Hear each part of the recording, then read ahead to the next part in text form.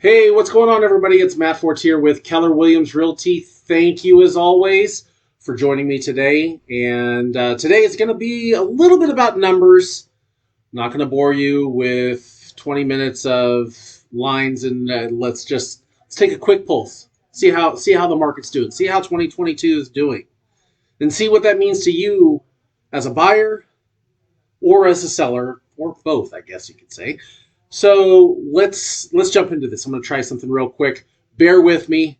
Hey, I'm a one-man show here.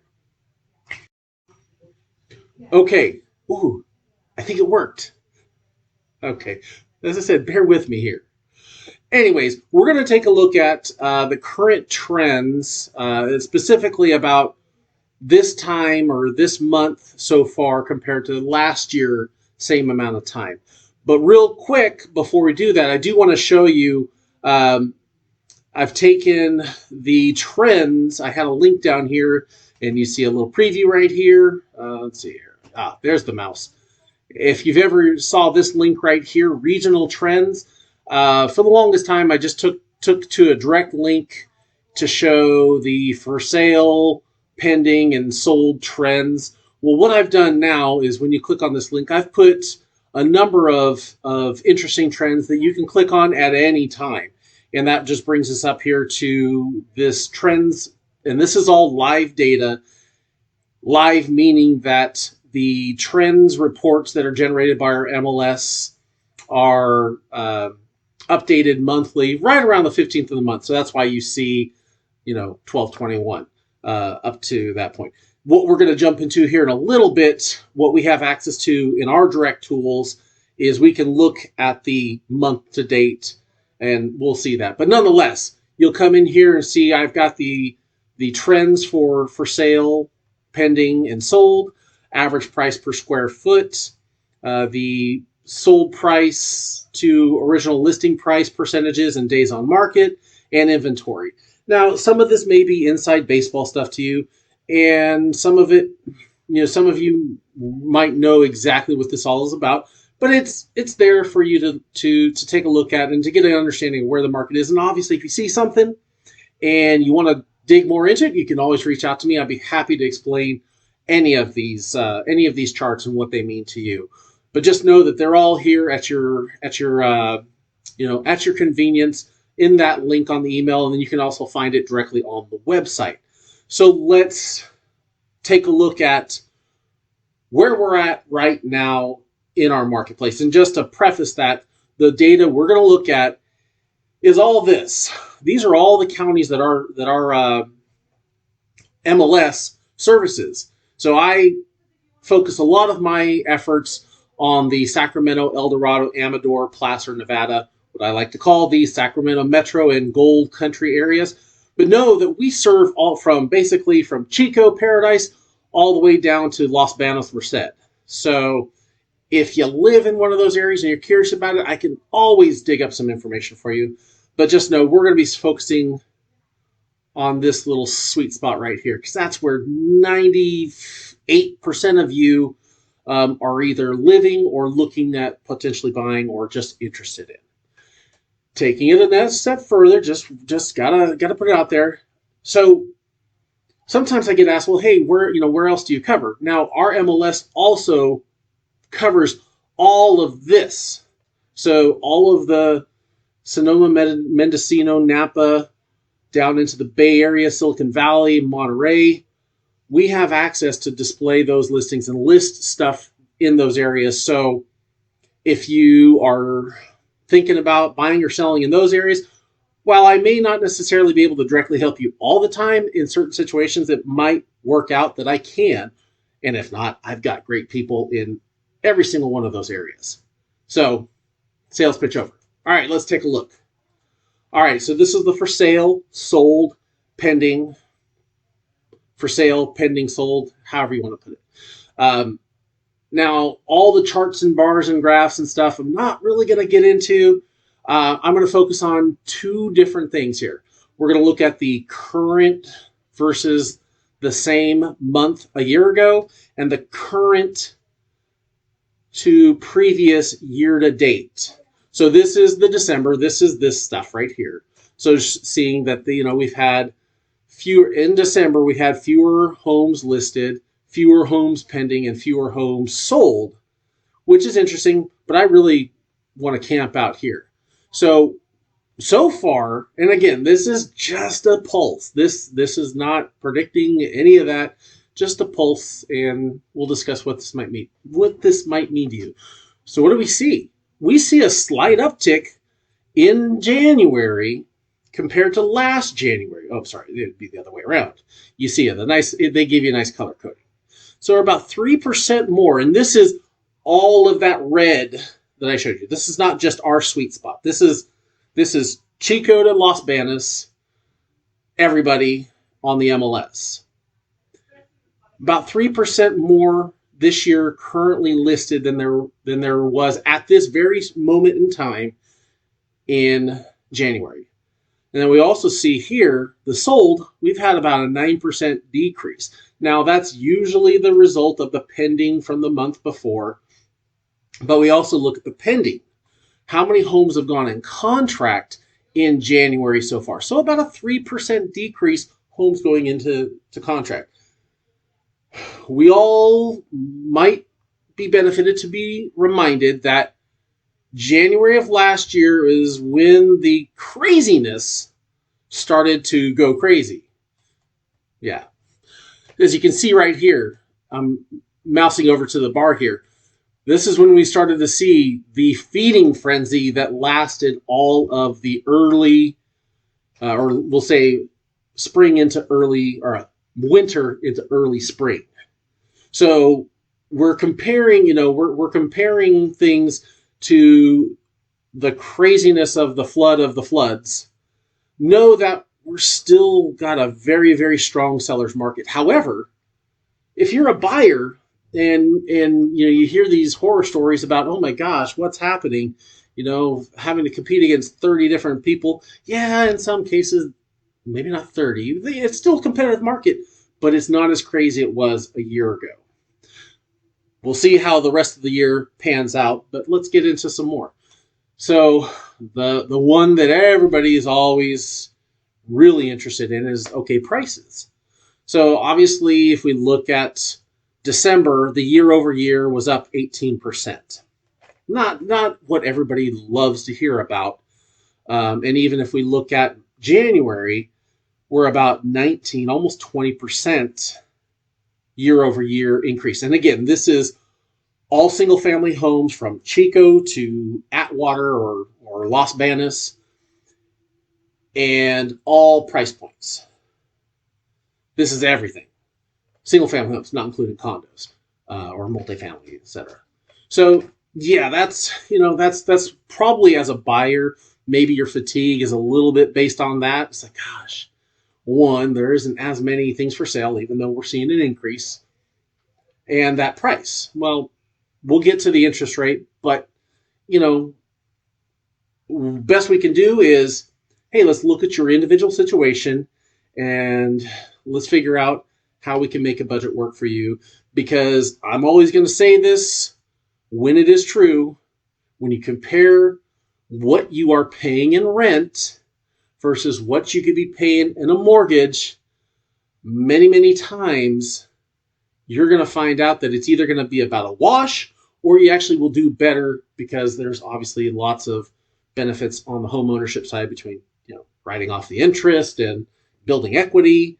But even if we just get down to the basics, if you can pay $2,500 for a house every month and own it, or pay $2,500 a month for a house and not own it, which would you rather do? Okay, now let's take a look at another interesting one here. Is this one's 2-in-1. So the line represents the sale price to list price, and then the bars are the days on market. Now we do have some interesting. Now the green in this case for the days on market, that means that's usually means from a selling standpoint worse, because it takes longer, a whopping 1 day. And the sale price to list price, that's an interesting one too. even though it's 1% less.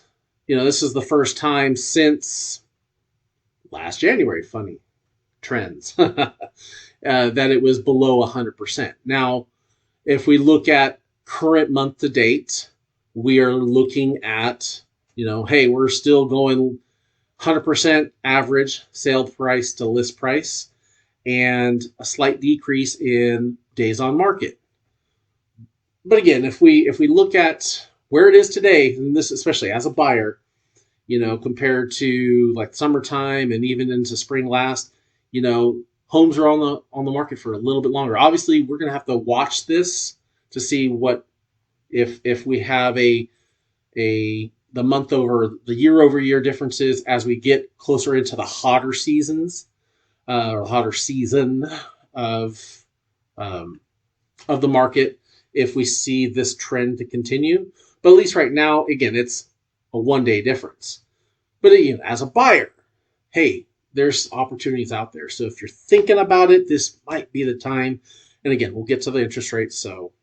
And as a seller, hey, we still have low inventory and we still have very favorable conditions for you to sell. We're pretty much selling at list price or in some cases above. And even if it's below, not a lot, because if we're averaging 100%, you do the math.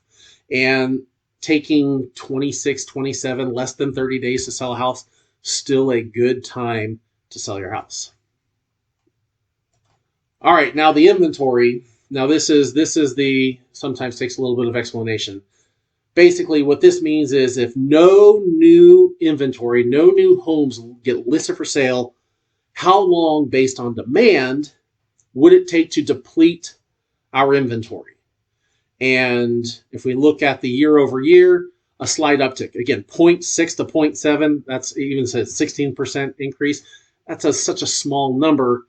It's not, we have to wrap the context around it. And the same thing with looking at the current month, January 22, we have about 1 month's inventory versus 0.8 last year. Let's wrap some more context around this. If you haven't heard me explain this before, typically in our market, and this is how I've learned and how I've been trained over the last several years, in our market, anything below 3 months inventory is considered a seller's market. We're at 1. So that still means we're a very competitive seller's market. And let's look at the silver lining for you buyers out there that might be feeling a little fatigued. If we look at where we're at, we're slightly better than last year.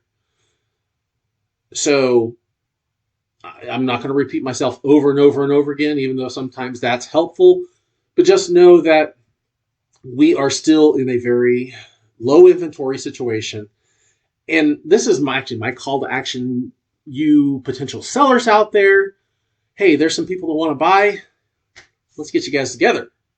So if you're thinking about selling your house and you want to help bring some inventory to these people that want to buy, give me a call. Let's make it happen. And if you're looking at buying even before some of that inventory comes online, come talk to me.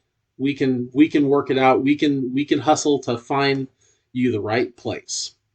And again, right now it's still a very favorable time on both sides, in my opinion, because even if it's still competitive, we still have really, really good rates. Now, this is the Freddie Mac's website. So Freddie Mac is one of the big, Fannie Mae, Freddie Mac, government-sponsored entities. Basically, they're the ones that buy the vast majority of the mortgages once you've signed the documents and buy your house or refinance.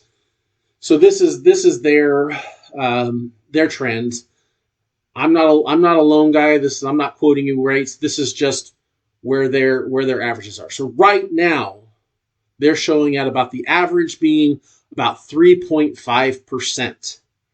Now compared to where it was back in August when it was 2.7. Yeah, 0.75 of points does represent a big change in in purchasing power, and I'm not going to get into the details of that, but just know that, those numbers. In fact, I think I did a video on that some time back. Anyways, it's still a little bit better, but if we even look at, gosh, it wasn't too long ago, and this is like when I was in the business, not like even in crazy times. It was teetering on 5% back in 2018.